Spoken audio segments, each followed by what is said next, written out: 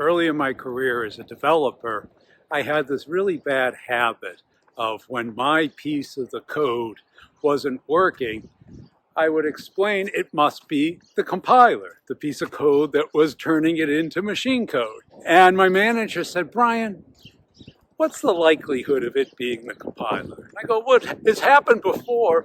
And he goes, "10%, maybe." I go, "I guess."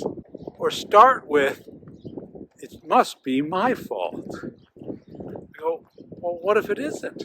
He goes, "Well, it's most likely your fault." And I sat with that for a while, and I asked myself, well, why don't I do that?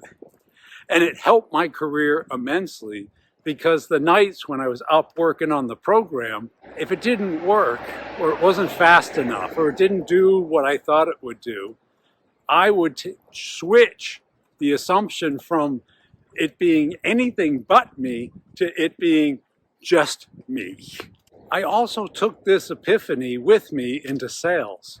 So instead of being like my colleagues who would blame politics, the pricing, the competition, the territory, the manager, the product, all of that, I would say to them, well, what if it's you?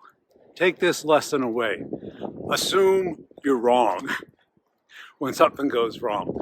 It gets you curious. It gets you open-minded. It gets you thinking about how to fix the problem instead of how to blame the problem on everything but what it is. You doing something wrong.